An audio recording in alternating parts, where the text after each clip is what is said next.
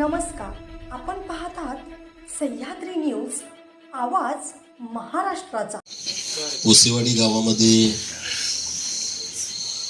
रस्त्याच्या कामाचा शुभारंभ करण्याच्या निमित्तानं उपस्थित असणारे भारतीय जनता पार्टीचे जिल्ह्याचे उपाध्यक्ष माननीय सुहास पाटील साहेब, भारतीय जनता पार्टी खानापूर तालुक्याचे अध्यक्ष माननीय भारती वकील साहेब, जिल्ह्याचे सहकारचे अध्यक्ष आणि आपल्या बाजूला अगस्तीनगरचे सरपंच माननीय दाजीभाऊ, धर्मादादा, सागरदादा, या गावचे सरपंच माननीय अंकुश टोंगरे, युवा मोर्चा तालुक्याचे अध्यक्ष माननीय सत्यजित पाटील, इथं उपस्थित रईस, आपले खानापूरचे सहकारी मित्र आणि तुम्ही सर्व गावकरी, वडीलधारी मंडळी आहेत, मोठ्या प्रमाणामध्ये माता भगिनी या कार्यक्रमाला उपस्थित आहेत। तर विकासाची कामं गावामध्ये होणं अत्यंत महत्त्वाचं आहे आणि रोजची रहदारीचे रस्ते असतील, विजेचे प्रश्न असतील किंवा अन्य काही शेतीच्या कनेक्शनचे प्रश्न असतील, तर हे आपले सगळ्यांचे रोजच्या गरजेचे विषय आहेत आणि त्यामुळं असे विषय पूर्ण करणं ही आपल्या सगळ्यांची जबाबदारी आहे आणि तुमच्या सगळ्यांच्या आशीर्वादानं माझ्यासारख्या कार्यकर्त्याला काम करायची संधी मिळाली आहे, तर त्या संधीचं सोनं करणं ही माझी जबाबदारी आहे आणि म्हणून आपल्या खानापूर विधानसभा मतदारसंघामध्ये मी जास्तीत जास्त निधी देण्याचा प्रयत्न करतोय। तरी बऱ्यापैकी मी जतला निधी दिला 60 कोटी रुपयाचा, नसेल तर आणखी इतकं कामं झाली असती। तर म्हणलं 2 विषय मार्गी लावून तिकडच्या लोकांनी माझ्यावरती खूप प्रेम केलं, तर तिकडेही मी बराच निधी वरवी केला आहे। आज विशेष अभिनंदन त्यांचं केलं पाहिजे नामदेव सरांचं की त्यांनी 10 गुंठे जागा आपल्या गावासाठी दिली, हे फार मोठी गोष्ट आहे। म्हणजे आत्ताच्या या काळामध्ये सुद्धा अशी दानशूर व्यक्तिमत्व गावागावामध्ये आहेत की जे गरजेचं आहे। आता आमचं पडळकरवाडी, आमच्या गावात कुठं काय काम करायचं म्हटलं तर जमीन नाही, अशी परिस्थिती आहे। म्हणजे खेड्यापाड्यामध्ये लोक जमीन विकत नाहीत आणि गावठाण जास्त नाही। पूर्वी गावठाण होतं तर काही लोकांना तिथं घरं वगैरे बांधलेली आहेत, तर त्यामुळं जमीनच आता उपलब्ध होत नाही। पण अशा काळात त्यांनी 10 गुंठ जमीन देणं हे खूप चांगला विषय आहे। आता रस्त्याचं काम तर होऊन जाईल। तुम्हाला टोंबरे सरपंच मी विनंती करतो की उद्याच्या उद्या तुम्ही तिथं कोटेशन भरले असतील तर ती पावती द्या, नसेल भरले तर तुम्ही भरून लगेच उद्या परवा धर्मादादा भरून तुम्हाला तात्काळ तिथं वीज कनेक्शन देण्याची जबाबदारी आमची आहे। कारण तिथं मला वस्ती कुठं आहे तर तिथं आहे, तर तिथं कुठं लाईटच दिसत नाही। आता हे योग्य नाही। अशा काळामध्ये आपण राहतोय की आता एवढं सगळं बदल व्हायला लागलाय आणि आपल्या खानापूरमधल्या गावामध्ये जर एखाद्या वस्तीवरती लाईट नसेल तर ते आपल्यासाठी पण चांगलं नाही। आपण इथं लोकप्रतिनिधी म्हणून काम करतो तर ते आमच्यासाठी सुद्धा चांगली गोष्ट नाही, तर ते काम आपण पहिलं करून घेऊ। दुसरं, मला आता सागरदादांनी सांगितलं की आमची 100 घरं फॉरेस्टमध्ये आहेत आणि त्यांना काही नोटीस सरकारनं काढलेल्या आहेत, तर तुम्ही अजिबात चिंता करू नका। ज्यांनी नोटीस काढली 2005 पूर्वीची जी घरं आहेत ती घरं व्यवस्थितपणे रितसर करून देण्याच्या बाबतीमध्ये सरकारनं निर्णय घेतलेला आहे। त्यामुळे कोणाला तरी त्रास देण्याच्या भावनेने खानापूर तालुक्यात हे जास्त चाललं। मागच्या 15 दिवसापूर्वी मी ते पारे गावात गेलो, तिथं तर 51 घरं आहेत आणि आता म्हणजे दवाखाना इथं बांधायचा आहे म्हणून घरं सगळी पाडायची। आता हे कुठल्या कायद्यात बसते सांगा? दवाखाना तुम्हाला बांधायचा बांधा ना, त्याला कोणाचा विरोध नाही, परंतु 40-40 वर्षापासून लोक तिथं राहतात। गरीब माणसाला घर बांधणं त्याच्या आयुष्यामध्ये फार मुश्किल असतं। तो कसा तरी इकडून तिकडून पैसे घेऊन कष्ट करून 1-2 खोल्या काढतो आणि ते तुम्ही JCBच्या साहाय्याने लगेच पाडून टाकणार। जेव्हा मला हा विषय कळाला तर मी तिथं गेलो, म्हणलं ही घरं पाडता येणार नाही तुम्हाला दवाखाना बांधायचा आहे, मागं जागा शिल्लक आहे तिथं तुम्ही बांधा, पुढं तुम्हाला काय मोक्यावरती बांधायची आवश्यकता नाही। परत राजकारण झालं, आमच्या नावानं गोंधळ, मग त्यांना कोणाला काय करायचं ते करू द्या, परंतु आम्ही गरिबाची बाजू कधी सोडणार नाही। मग कधी असला तर त्याची आम्हाला फिकीर नाही, कारण आम्ही बघितल्या गरिबी सगळ्यांनी। आपण सगळे गावात आताही स्लॅबची घरं दिसत आहेत। 20 वर्षापूर्वी ही परिस्थिती नव्हती। 20-25 वर्षापूर्वी गावामध्ये काळाची घरं होती, आता परिस्थिती बदलायला लागली। घर बांधणं हे माणसाच्या आयुष्यातलं फार मोठं स्वप्न असतं आणि ते घर जर कोणी पाडणार असेल राजकारणासाठी, घाणेरड्या राजकारणासाठी, गलिच्छ राजकारणासाठी, आता त्या माऊलीमध्ये 2 घरं अशी पाडली गावकऱ्यांनी, तेव्हा ते लोक आमच्याकडे आले नव्हते, सत्यजित परत घेऊन आला त्यांना। धर्मादादा त्या लोकांनी आयुष्याची कमाई जोडून घर बांधलं, त्याचा व्हिडिओ पण असेल तुम्हाला बघायला मिळेल. त्यांचं घर पोलीस फोर्स लावून पाडून टाकलं. आता वर्ष झालं पाडून, अजून त्या जागेत काहीच केलं नाही. कशासाठी घरं पाडली तुम्ही लोकांची? आणि म्हणून तुम्हाला मी आश्वासित करतो की जी घरं फॉरेस्टमध्ये आहेत त्या सगळ्या लोकांना कुणाच्याही घराला धक्का लागणार नाही, कुणाला कसला त्रास होणार नाही. आणि त्यांची घरं कायम करून घेण्याच्या दृष्टिकोनातून ग्रामपंचायतनं याचा पाठपुरावा करावा. जिथं कुठं अडचण येईल तिथं आम्ही तुमच्यासोबत ठामपणे उभा आहे. आता हे आमदार फंडातलं काम दिलंय, अनेक गावामध्ये कामं दिलेले आहे आणि अनेक गावामध्ये कामं आपल्याला येत्या मला वाटतं आता लोकसभेची निवडणूक झाल्यानंतर मोठ्या प्रमाणात निधी आपल्याला येणार आहे. तेव्हाही वकील साहेब तुम्ही सगळ्या जिथं जिथं गरजेची कामं आहेत त्या सगळ्या कामाची यादी काढून ठेवा. त्या सगळ्या लोकांना आपण कुठल्या ना कुठल्या योजनेमध्ये बसवून त्या सगळ्यांना आपण निधी देण्याचा आपण प्रामाणिकपणे प्रयत्न करणार आहोत. धर्मादादा आणि सागरदादा आणि सगळी टीम गावातली त्यांचं आमच्या पहिल्यापासून प्रेम आहे. आमचंही म्हणणं असंच आहे की पोसेवाडी गावाचा विकास झाला पाहिजे. पोसेवाडी गावाचा पूर्ण चेहरा मोहरा पूर्णपणे बदलला पाहिजे.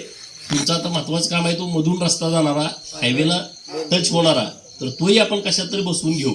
आणि तोही रस्ता म्हणजे शाळेला मुलं वगैरे जातात तर त्यांना लांबून खानापुरात जावं लागतं, तर तो एक विषय आपण निश्चितपणे मार्गी लावू.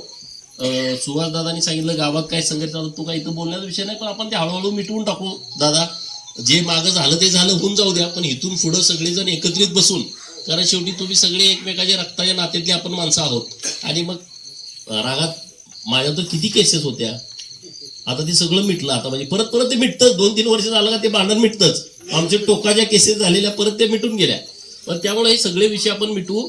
गावाच्या विकासाच्या दृष्टिकोनातून जे काय लागेल तुम्हाला ते तुम्ही मला हक्कान सांगा, ते उपलब्ध करून देण्याची जबाबदारी माझी आहे. शेतीच्या पंपाचे काही कनेक्शन तुम्हाला लागणार असतील, 2 डाम पडते, 3 डाम पडते, 4 डाम पडते, तर अशा सगळ्या शेतकऱ्यांनी कोटेशन भरून घ्या. ज्यांचं कोटेशन भरलंय आणि त्यांना कनेक्शन मिळालं नाही तर अशांची यादी आम्हाला द्या. मी लगेच अधिकाऱ्यांशी बोलून तुम्हाला तो पाठपुरावा करून तुम्हाला ती कनेक्शन जोडून देतो. म्हणजे असे काही वैयक्तिक तुमची कामं असतील, रस्त्याचा कुठं विषय आहे, रस्ता, कारण खानापूर तालुक्यामध्ये ही सवय घाण आहे. ग्रामपंचायत इलेक्शन झाली का 1 वर्ष हीच भांडणं असतील. रस्ता अडवला, काट्या टाकल्या, कोंबडं इकडं आलं म्हणून मारामाऱ्या झाल्या, तिकडं शेळी गेली मकत म्हणून मारामाऱ्या, हे चालू राहतं. कारण आपल्याकडं ही 20-30 वर्षापासूनची घाणेरडी सवय लागली. अरे राजकारण करायचं तर आपल्याला असं घाणेरडं राजकारण करायचं नाही. आज मतदान संध्याकाळी झालं, उद्यापासून आपण सगळे एक असायला पाहिजे, अशी भावना आपल्या सगळ्या लोकांची असली पाहिजे. राजकारण झालं, संपला ना विषय. परत काय 5 वर्ष निवडणूक येत नाही, मग तोपर्यंत काय आपण मारामाऱ्या करत बसायचं का? जेव्हा निवडणूक येईल तेव्हा आपण विकासाच्या दृष्टिकोनातून, विचाराच्या दृष्टिकोनातून आपण निवडणुका करू ना. ह्या वैयक्तिक हेवेदावे, वैयक्तिक रोष हे आपल्याला नको आहे. आणि म्हणून खानापूर आटपाडी विधानसभा मतदारसंघामध्ये एकदम चांगलं वातावरण व्हावं यासाठी आपण सगळेजण व्यवस्थितपणे काम करू, एवढंच या निमित्तानं बोलतो. पोसेवाडीकरांचं मनापासून आभार व्यक्त करतो. भारतीय जनता पार्टीचे महाराष्ट्राचे लोकप्रिय नेते आदरणीय पडळकर साहेब, या कार्यक्रमाच्या निमित्ताने या ठिकाणी उपस्थित असलेले आपल्या गावचे सरपंच, डेप्युटी सरपंच, खानापूर तालुका भारतीय जनता पार्टीचे अध्यक्ष भारतीय वकील, ऐनवडीचे सरपंच दाजी पवार, या कार्यक्रमाच्या निमित्ताने या ठिकाणी उपस्थित असणारे युवा मोर्चाचे तालुक्याचे अध्यक्ष सत्यजित पाटील, खानापूरून आलेले रईस भैया, आमिर पिरजादे, आणि साहेब आपल्याला म्हणजे बराच वेळ थोडंसं आपण वेळेचं बंधन पण पाळायला पाहिजे. बरीचशी निम्मी माणसं माघारी गेली आणि हे नामदेव सर गेली 15-18 वर्षे आमचे संबंध आहेत. मी पहिल्यांदा या ठिकाणी कलियुगामध्ये दातृत्व आणि ते पण जागेचं इंचावर आता भांडणं चालू आहेत आणि खून पडत आहेत. आणि अशा परिस्थितीमध्ये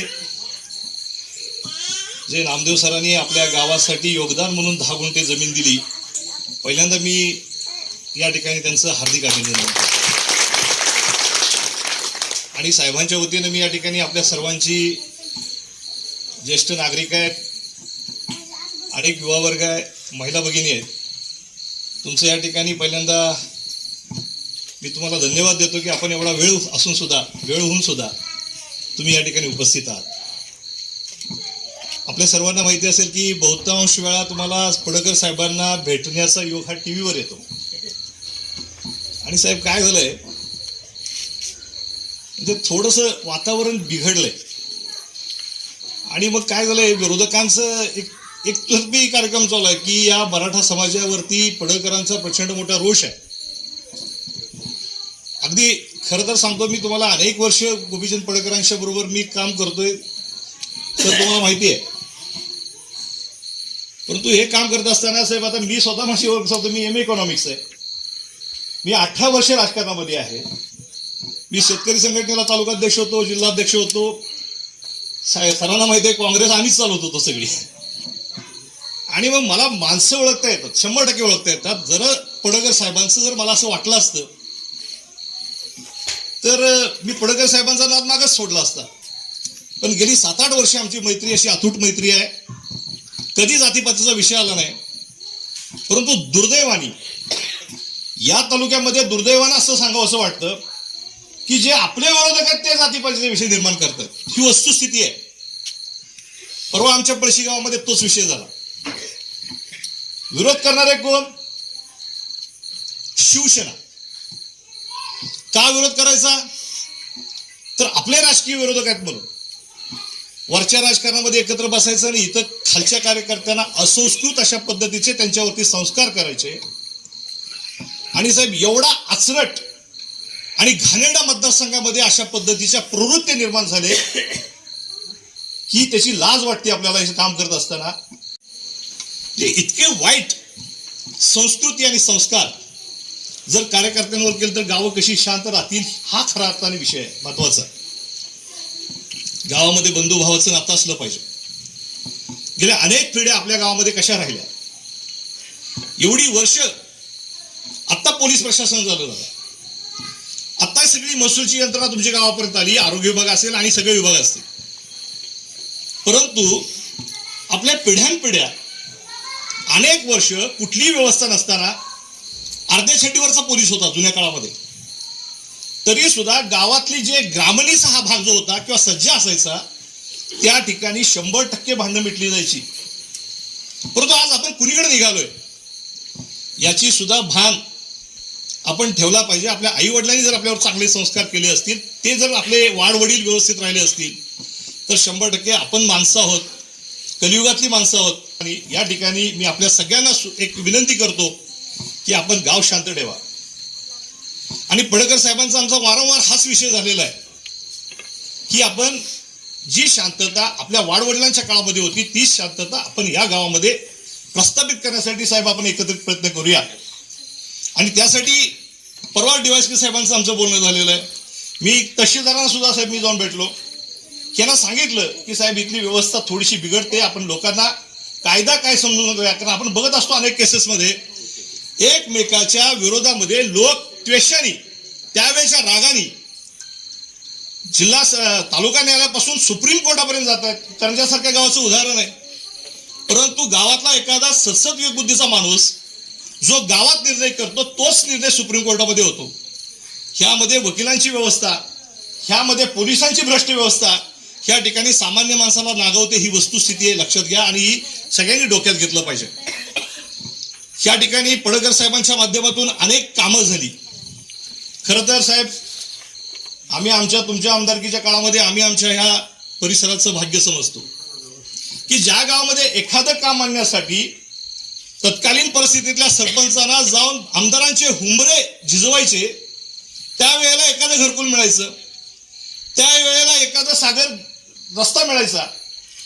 परंतु आजच्या परिस्थितीमध्ये पडळकर साहेबांनी तुमच्या झोळीत एवढं टाकलंय की आता ते सांडायला लागले. हे इथं मला 100% मला माहित आहे. कारण तुमच्या गावामध्ये जेव्हा काम मंजूर होतं त्यावेळेला प्रकर्षाने ऐनवाडी, आपलं घोटी, पोशेवाडी, मोही, धोंडेवाडी आणि ताडाची वाडी, ह्या गावामध्ये साहेबांनी भरभरून दिलेलं, ही गोष्ट लक्षात घ्या. त्यामुळे आपण सगळ्यांनी साहेबांचं या ठिकाणी टाळ्या वाजवून स्वागत करावं असं मी आपल्याला. आणि त्यानंतर लोकसभेचं इलेक्शन येणार आहे. तुम्हाला सगळ्यांना माहितीये मोदी कुणाला माहित नाही. मोदी सगळ्यांना माहितीये. विचार करा, भारतीय जनता पार्टीच्या काळामध्ये पडळकरवाडी सारख्या एका छोट्या गावामध्ये 500-600 लोकवस्तीच्या गावामधला एक आमदार निर्माण झाला भारतीय जनता पार्टीच्या काळामध्ये. आणि त्या आमदारानं ज्यावेळेला पडळकर साहेबांचा ज्यावेळेला अर्ज भरला आणि त्यांचं नामनिर्देशन झालं आणि ते आमदार म्हणून डिक्लेअर झाले, त्यावेळेची वस्तुस्थिती सांगतो.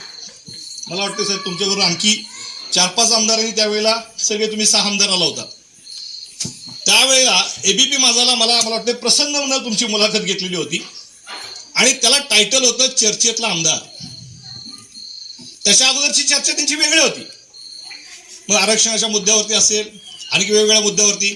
आता ज्यांना मी माझा बद्दल कुणाचा काही संशय आहे का साहेब, आम्ही आता खरं म्हणजे आमचं आता वंशावळ सांगण्याची काही गरज नाही, आम्ही पळशीचे जाधव आहोत. परंतु त्यावेळेला मला अभिमानानं सांगावं लागेल, हे मराठा आरक्षणाचं खूळ आत्ता आलं. परंतु 2013ला मराठ्यांसाठी आरक्षणाचा पहिला लढा जतमध्ये देणारा गोपीचंद पडळकर होता. ही गोष्ट लक्षात घ्या. अनेकांना माहित नाही, इतिहास माहित नाही. आणि म्हणून मागाशी या मुद्द्यावरती मी सांगतो की साहेबांच्याकडे जात धर्म द्वेष या भावनेने बघू नका. ह्या जिल्ह्यामध्ये आर पाटील झाले, त्या जिल्ह्यामध्ये पतंगराव कदम झाले, मदन भाऊ झाले, जयंत पाटील असतील. ह्या लोकांना निर्माण होण्यासाठी किमान प्रत्येक मतदारसंघाला 40 वर्ष 50 वर्ष तपश्चर्या करावी लागली. आपण शेतामध्ये किंवा आपल्या परिसरामध्ये आपण एखादं झाड लावतो आणि त्या झाडाला आपण पाणी घालतो, ते झाड वाढत असतं. फळं लगेच लागतात का? झाडं लावल्या नाहीत लागत, आपल्याला वाट पाहावी लागते. तशी तत्कालीन त्या परिस्थितीमध्ये महाराष्ट्राच्या राजकारणामध्ये ज्यांनी प्रचंड मोठं नाव केलं, असे जे जिल्ह्यातल्या काही विभूती होत्या, त्यांना देखील तिथल्या मतदारांनी एवढी वर्ष खतपाणी घातलं, कारण त्यांच्यातलं त्या लोकांनी नेतृत्व गुण पाहिलं. लक्षात घ्या. आणि आज पडळकर साहेबांच्यात काय कमी आहे? रोज टीव्हीवर आहे. मगाशी मी सांगितलं की प्रसन्ननं मुलाखत घेतली चर्चेतला आमदार म्हणून, आणि मला वाटतंय तेव्हापासून आमदार पडळकर हे चर्चेत आहेत. मी एका महाराष्ट्र राज्य व्यवसाय शिक्षण संस्था असोसिएशनचा राज्याचा अध्यक्ष आहे. मी अगदी गोंदियापर्यंत सगळे लोक माझ्या संबंधात आहेत, अगदी तळ कोकणापासून. आणि पडळकर साहेबांना मी गमतीन म्हणतो, तुम्हाला पडळकर माहिती आहेत का? तर मला उत्तर येतं, अरे पडळकर कोणाला माहिती आहे? हे जे वास्तव आहे किंवा हे जे त्यांचं काम आहे, ते काम निश्चितपणे आपल्याला अभिमानास्पद आहे. लक्षात घ्या. त्यामुळं अनेकांचं काय आहे काय नाही, ज्यावेळेला संस्कृत आणि असंस्कृत, सुसंस्कृत आणि असंस्कृत असा राजकारणाचा भाग येईल, त्या वेळेला आपण बोलू. परंतु मी निश्चित सांगेन, एक तरुण तडफदार अभ्यासू आमदार तुम्ही आम्ही निर्माण करायला लागलेलो आहे. आत्ताच त्यांची जर बदलाचा जर वेळ आली तर यांच्या मंत्रिपदाची चर्चा चालू होते. हे तर विधान परिषदेचे आमदार आहेत, पण ज्या वेळेला आपण त्यांना जनतेतनं निवडून देऊ सांगतो, तुम्हाला पहिल्या 3 नंबरमध्ये त्यांचं कॅबिनेट मंत्रिपद असेल, मी लक्षात घ्या, मी तुम्हाला सांगतो. आणि यासाठी तुम्हाला आम्हाला योगदान द्यावं लागेल, तुम्हाला आम्हाला तपश्चर्या करावी लागेल, तुम्हाला आम्हाला खतपाणी घालावे लागेल, आणि मग किरकोळ स्वरूपाच्या जे काही गोष्टी आहेत त्या बाजूला फेकाव्या लागतील. आणि निश्चितपणाने या ठिकाणी मी आपल्या सगळ्यांना सांगेन, कामाचा आमदार आहे तुम्ही. गेल्या 5 वर्षामध्ये, गेल्या 10 वर्षामध्ये जेवढी कामांची यादी आहे, त्याला पडळकर साहेबांच्या 2-1.5 वर्षाच्या कामामध्ये कुठे कमी पडले तर मी राजकारण सोडायला तयार आहे. एवढं काम या पोशेवाडीमध्ये दिलेलं आहे, मला माहिती आहे, मी त्याचा साक्षीदार आहे. म्हणून या ठिकाणी मी आपल्याला निश्चितपणे सांगेन की जास्तचा वाजागाजा न करता निश्चितपणे राहिलेल्या 1-1.5 वर्षामध्ये तुम्ही पडळकर साहेबांच्या नशिबवान आहात. तुम्हाला पडळकर साहेब नसते तर तुमची अवस्था काय असते? बरोबर आहे की नाही दादा? नुसतं या ठिकाणी म्हणजे महाराष्ट्रामध्ये समजा महाआघाडी सरकार, पण वर केंद्रात सरकार पाहिजे ना तुमचं, त्याशिवाय पैसे येतील कुठं? तुमचा दूध शर्करेचा योग होता, म्हणून पडळकर साहेब वरती आमदार होते. आणि अशा परिस्थितीमध्ये या गावाला, आपल्या खेड्यापाड्याला कोण विचारतं? मी सातत्याने सांगत आलो, तुमच्या गावामध्ये माझ्या अनेक सभा यापूर्वी पण झाल्या, परंतु मला एक सांगतो, कैलासवासी नानांच्या पश्चात घाटमात्याचा वापर केवळ कढीपत्त्यासारखा केला गेला. जेवताना जेवणाला आस्वाद आणण्यासाठी कढीपत्ता टाकायचा आणि जेवताना तो कढीपत्ता बाहेर फेकून द्यायचा. छोटे छोटे गटतट तयार केले या घाटमाथ्यावरती आणि त्यांचा अतिशय चुकीच्या पद्धतीचा वापर, ह्याच्यावर केस घाल, त्याचा रस्ता अडव, म्हणजे इतक्या वाईट पद्धतीचं राजकारण ह्या घाटमाथ्यावरती केवळ तुमच्याच गावात नाही, अनेक गावांमध्ये राजकारण सुरू झालेलं आहे किंवा राजकारण होतं. आणि साहेब खरं सांगतो, मला पोशेवाडीवर बोलायचं नाही, परंतु मी एक फील्डला काम करणारा माणूस आहे. अतिशय वाईट आणि विकृत अशा पद्धतीचा आपण एखाद्या कार्यकर्त्यावर संस्कार केला, चुकीच्या कार्यकर्त्याच्या आपण पाठीवरती थाप मारली तर त्याला 10 हत्तीचं बळ येतं आणि तो आणखी 10 चुका करून सर्वसामान्य माणसाला तो नागवतो, सर्वसामान्य माणसाची तो वाट लावतो. ही वस्तुस्थिती आहे. म्हणून मी या ठिकाणी सांगेन की आपण राजकारण सुसंस्कृत करूया, तुम्ही सुद्धा 4 पावलं पुढे या आणि आपण या ठिकाणी गावातली जी अशांतता आहे ती अबाधित राहील, शांततामय तुमचं गाव होईल. पोशेवाडीचं नाव कुठेतरी साहेब तुम्ही त्यामध्ये या चळवळीमध्ये तुम्ही 2 पाऊल पुढे टाकावं आणि निश्चितपणाने या ठिकाणी गावाचं जे वातावरण पहिल्यांदा स्वच्छ करून घेऊया, अशा पद्धतीची या ठिकाणी विनंती करणार आहे. आम्ही सगळे भारतीय जनता पार्टीवरती काम करणारे, भारतीय जनता पार्टीवरती प्रेम करणारे कार्यकर्ते आहोत. मोदींबद्दल कोणाला सांगायचं तर गरज राहणार नाही. आज आम्हाला जे विरोध करतायत, मोदींना जे विरोध करतायत, ते प्रधानमंत्री सन्मान योजनेचे 2,000 रुपये केव्हा येत आहेत हे डोळ्यामध्ये तेल घालून वाट बघतायत. ही वस्तुस्थिती आहे. साहेबांनी खूप प्रचंड दिलेले, मोदी साहेबांनी आज आंतरराष्ट्रीय स्तरावरती आपल्या देशाची मान उंच ठेवण्याचं काम मोदी साहेबांनी केलेलं आहे. तुम्ही नॅशनल हायवे वगैरे बघितला असाल, गावामध्ये विकेंद्रीकरणाच्या माध्यमातून जिल्हा परिषद आणि पंचायत समितीला फाटा देऊन गावातल्या ग्रामपंचायतीमध्ये जास्तीचा निधी कसा येईल हे त्यांनी केंद्रात बसून, याच देशाचे पंतप्रधान, भूतपूर्व पंतप्रधान राजीव गांधींनी सांगितलं होतं की मी ज्यावेळेला केंद्रात 1 रुपया देतो त्यावेळेला 10 पैसे गावामध्ये येतात. परंतु आता सगळेचे सगळे पैसे गावामध्ये ग्रामपंचायतीच्या ताब्यामध्ये द्यायचं काम हे मोदी साहेबांनी केलेलं आहे. अनेक कामं सांगता येतील, प्रचंड मोठी कामं. आपल्याला ज्यांनी कोरोनाच्या काळामध्ये जर आपल्याला लसी दिल्या नसत्या तर या जगामध्ये सगळ्यात जास्त लोकसंख्या असणारा देश, आज ही बिरुदावली जी आपल्याला आहे ती राहिली असती का? तुम्ही विचार करा, किती वाईट काळ होता. अशा वाईट काळामध्ये संबंध जगाला काळजी होती, अरे भारताचं कसं होणार, परंतु त्या भारताला जिवंत ठेवण्याचं काम मोदी साहेबांनी केलं. महिला भगिनी आहेत, त्यांच्यासाठी मी काही योजना सांगतोय. आता खरं तर साहेब इथं या ठिकाणी बरंच काम करण्यासारखं आहे. बचत गटाची संकल्पना बांगलादेशातून सुरू झाली, परंतु हे जे फायनान्स कंपन्या आहेत, ह्या फायनान्स कंपन्यांचे पैसे प्रत्येक गावामध्ये 25 ते 30% वाटले जातात. त्यांचे प्रोसेसिंग चार्ज, ह्यांच्यावर मारलेला फाईन आणि ते पैसे असे मोठ्या प्रमाणामध्ये, म्हणजे या सगळ्या महिला, तुम्ही जर एक आव्हान केलं साहेब तर किमान ह्या खानापूर तालुक्यातून किमान 20,000 बायका येऊ शकतील. ही सगळी प्रत्येक गावामध्ये व्यवस्था झालेली आहे. तर ह्या बाबतीमध्ये सुद्धा ह्या सगळ्यांची जी कर्ज आहेत, ही महिलांची कर्ज नॅशनलाइज बँकेकडे टेक ओव्हर करून या महिलांना न्याय देता येतोय का? तुम्ही विधान परिषदेमध्ये मांडण्यासारखा हा विषय आहे आणि आपण तो निश्चितपणे करावा, मी आपल्याला या ठिकाणी सांगतो. CMGP आहे, PMGP आहे, अनेक वेगवेगळ्या मराठा समाजासाठी अण्णासाहेब पाटील आर्थिक विकास महामंडळ आहे. मी स्वतंत्र येतो सागरियामध्ये, परंतु मी जाता जाता एक विश्वकर्मा नावाची एक योजना मी तुम्हाला सांगतो. अतिशय सुंदर योजना आहे. 12 बलुतेदार आणि 18 अलुतेदार ह्याच्यावरती पहिला ग्रामीण भाग चालायचा. प्रत्येक गोष्ट ही बैत्यावर चालायची आणि मग या लोकांना केंद्रित करून मोदीजींनी अतिशय चांगली योजना सांगितली. मग ह्यातल्या काही लोकांना असं वाटेल की मग तुम्ही 12 बैत्यांसाठी सांगताय, मग आमचा काय त्यात रोल आहे? तुम्हाला मी आता सांगतो. 12 बैत्यासाठी आहे, पण तुमच्यासाठी पण आहे.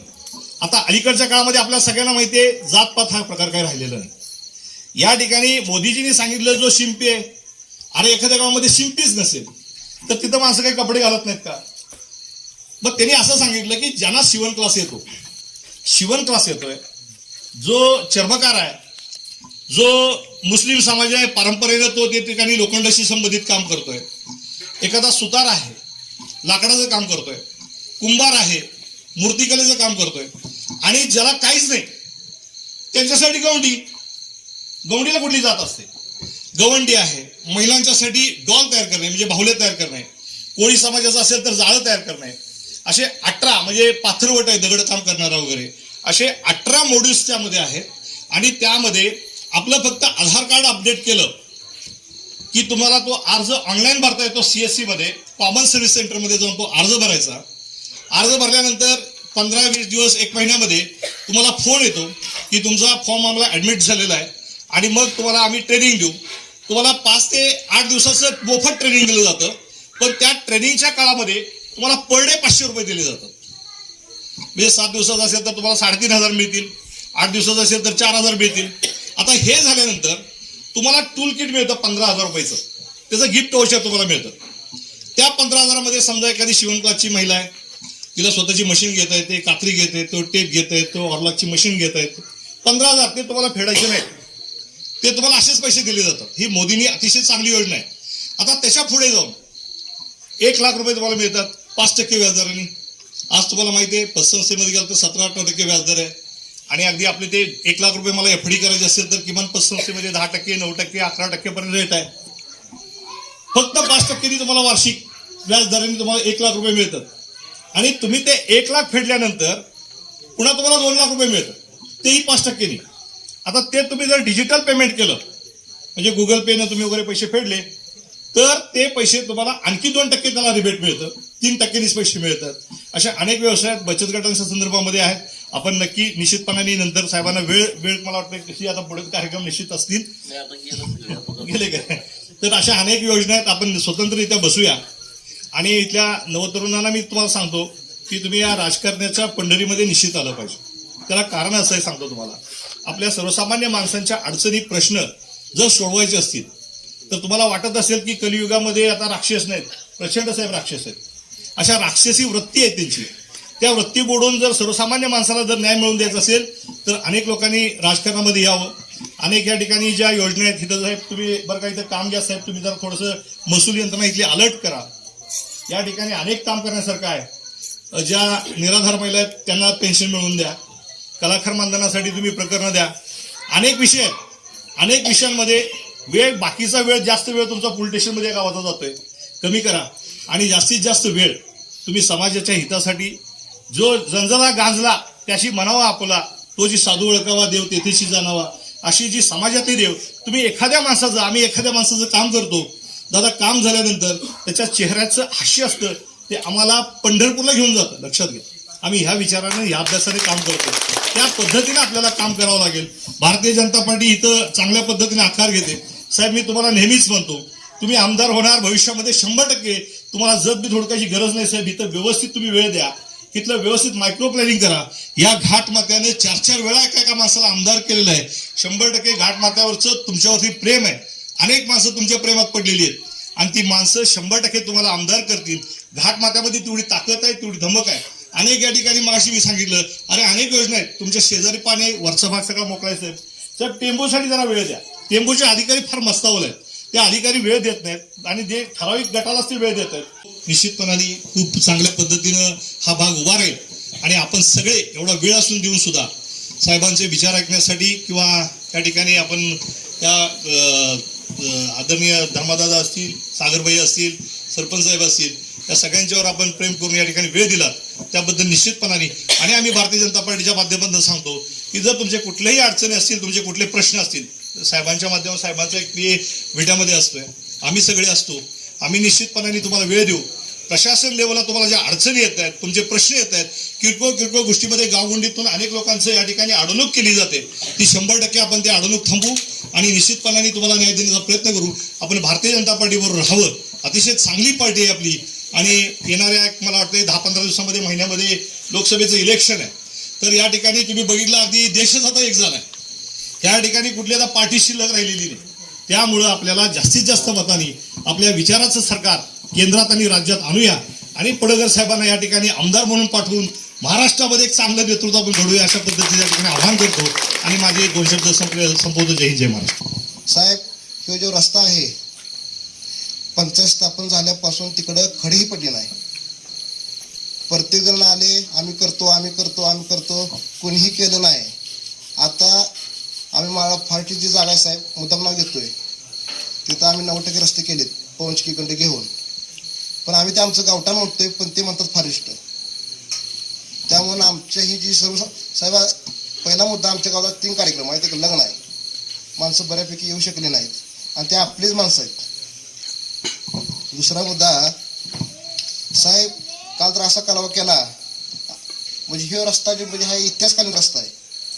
कसा होईल, जसे वाळू आले, काय सिमेंट आलं, काय पडले, विरोधकांचं बाबा डोकं पक्ष टाकलंय. मग आम्ही गेलतो, त्याने अनेक कालावा काय काय केलाय आणि ही फक्त तुमच्या आशीर्वादाने झाला आहे. पडकर साहेबांनी मी सगळ्यांना सांगितलंय. आणि आपल्या गावात जे आजपर्यंत कामाला आहे साहेब, आम्ही ब्लॉक असो, कॉन्क्रीटर असो, आमच्या सर्वप्रथम आम्हाला आमची पंचायतीने 3 वर्ष झाली. त्या 1.5 वर्ष कोरोना गेला, राहिले 1.5 वर्ष. 1.5 वर्षामध्ये आम्ही 1.5 कोटीची गावांतर्गत ब्लॉक असो, काँक्रीट असो, ती कामे केली.